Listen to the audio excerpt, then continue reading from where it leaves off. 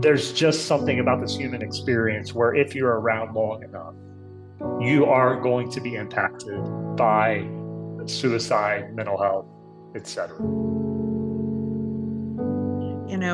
I believe that human life has such great value, and yet so many people aren't feeling that, aren't seeing that these days. Grief can come like a tsunami very suddenly and devastate life, or it can drip effect over a period of time. There is no final reconciliation for someone close to you taking their life. One of the most difficult conversations that we have in this world is the conversation around suicide. See, the issue is, it isn't about just the death of the individual. Is that suicide is a personal thing, not only for the person taking their own life, but for the people that are left behind. It leaves us with confusion, frustration, anger, fear, and a whole plethora of other emotions. The problem is we don't have these conversations in the right way, at the right time, with the people that need to have them. And that's where I come in. Hello, my name is Dr. Keith McNally, and this is my GoFundMe campaign. I've started something called the Envision Speaker Series. The Envision Speaker Series, under the umbrella of emotional and mental well-being, I'm having conversations with people from all walks of life, all industries, and they're sharing their stories. And they are sharing how they are making an impact locally in their community around the topic of mental health. Because we don't have those conversations enough.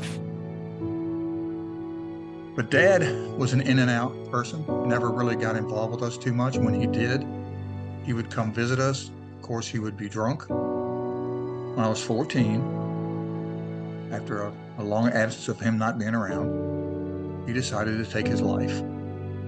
I could not be reconciled. I could not figure out why. I wanted to talk to him. 14 years old, my dad and I should have had time together. You don't get over that. You just live with it, and you go day to day, and you forgive them.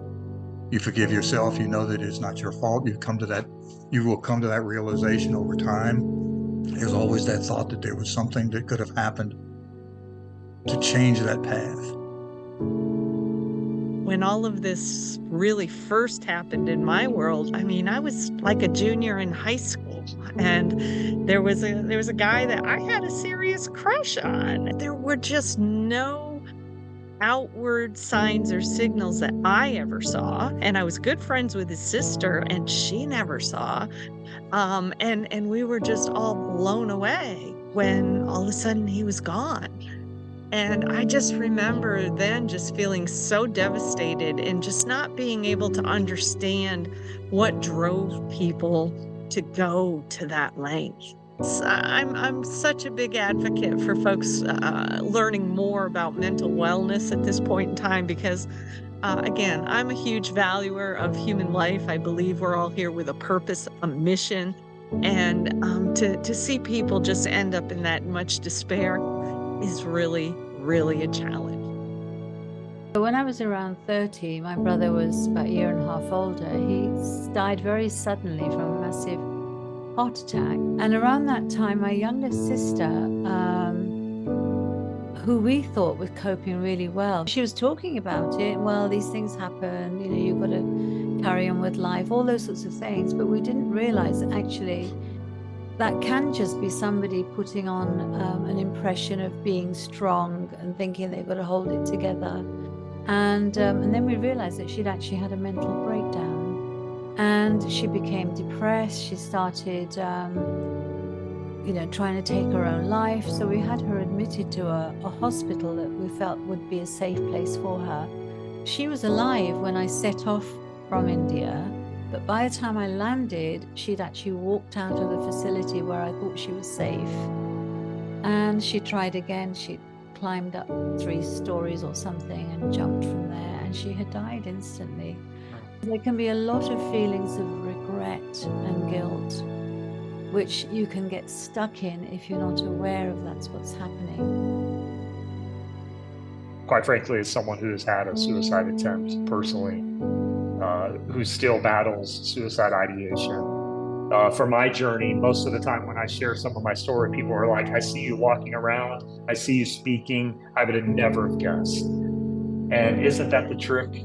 That we never guess and we don't know? And so why dance in the unsuspected when we can just simply dance in the validation? The more of us that do pick up this mantle of awareness and education, obviously the more impact we can have. And thank you to everyone watching. I hope you support Keith's journey.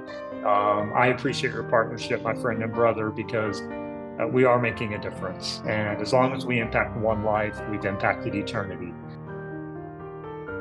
My focus is to eradicate suicide.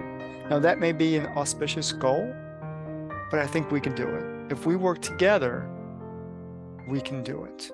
So I'm partnered with local community organizations here in Virginia and throughout the United States who support and sponsor services, not just therapy, but those services that make a real impact in communities.